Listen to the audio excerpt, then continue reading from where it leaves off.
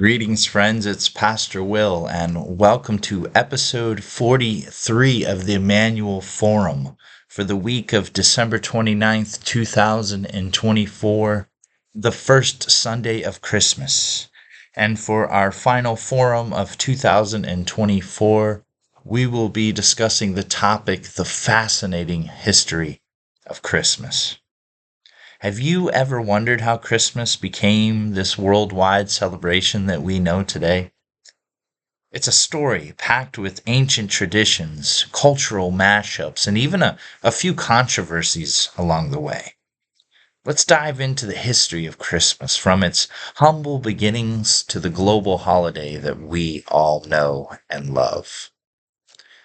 Imagine this. It's the second century, and small groups of Christians are gathering in secret, celebrating the birth of Jesus. The exact date? No one's really sure. In fact, for the first few centuries, Christmas wasn't even an official feast.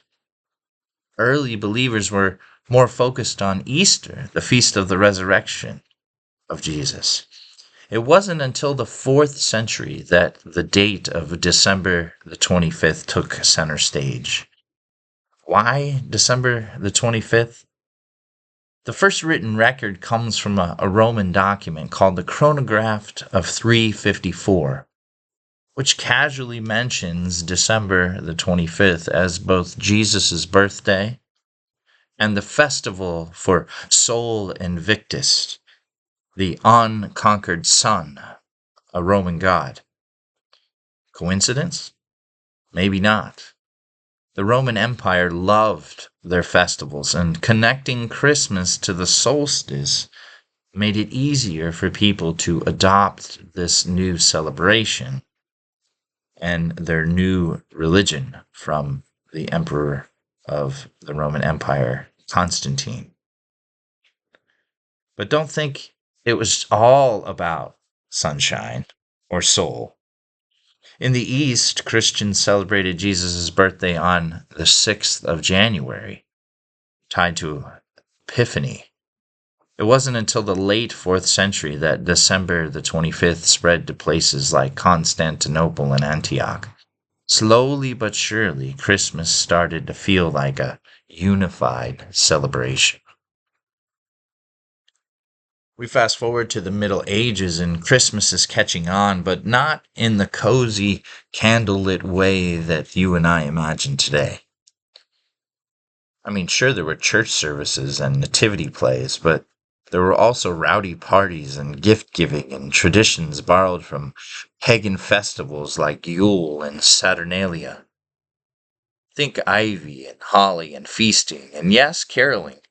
Spoiler alert, caroling back then wasn't all about Silent Night. It was more like a medieval block party with dancing and singing, probably a little bit too much ale. Meanwhile, the kings and emperors were making Christmas their thing. Charlemagne was crowned emperor on Christmas Day in 800, and William the Conqueror did the same in 1066. By the 12th century, the holiday expanded into a whole season that we know as Christmastide, complete with its own customs and fasting periods. Talk about dedication. Now here's where things get spicy. By the 17th century, Christmas found itself in the crosshairs of the Protestant Reformation. Reformers like the Puritans in England and New England thought Christmas had gotten way too wild. They wanted to strip it back to its religious roots or to get rid of it altogether. In fact, Christmas was outright banned in England from 1647 to 1660. Imagine being arrested for celebrating Christmas dinner. But people didn't give up. Secret services and rebellious parties kept the Christmas spirit alive. When the monarchy was restored, so was Christmas. Across the Atlantic in the American colonies, the Puritans were just as strict, banning the holiday in places like Boston. It wasn't until the 19th century that Christmas got its second chance. Here's where Christmas as we know it really takes shape. The 19th century was the golden age of Christmas revival. Authors like Charles Dickens wrote stories that redefined the holiday.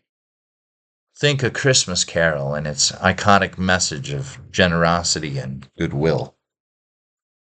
Then there was Queen Victoria and Prince Albert, who popularized the Christmas tree in Great Britain. Their family's beautifully decorated tree captured the public imagination, and soon every household wanted one. In America, Clement Clark Moore's poem A Visit from St. Nicholas gave us Santa Claus, reindeer, and stockings by the chimney. And suddenly, Christmas was not just a church event, it was a family affair filled with warmth, joy, and traditions that stuck. The 20th century brought Christmas to the global stage. Who can forget the Christmas truce of 1914 when soldiers on opposing sides of World War I put down their weapons to share gifts and carols and a bit of peace? It's a powerful reminder of Christmas's deep meaning. But the holiday hasn't been without its challenges. In the Soviet Union, Christmas was banned, with its traditions transferred to New Year's. And even today, Christmas faces opposition in some parts of the world. Still, the holiday endures, blending its sacred roots with festive celebrations. So there you have it, a holiday that quietly started in ancient Rome, weathered controversy, inspired peace, and brought people together for centuries. Whether you celebrate with family dinners, midnight mass, or just a good old fashioned Christmas movie, one thing is clear. Christmas has a history as rich and vibrant as the lights on your tree. Merry Christmas, everyone. And may this season be filled with joy, love, and just a little bit history for you. Take care. God bless. And remember, God is with you, Emmanuel.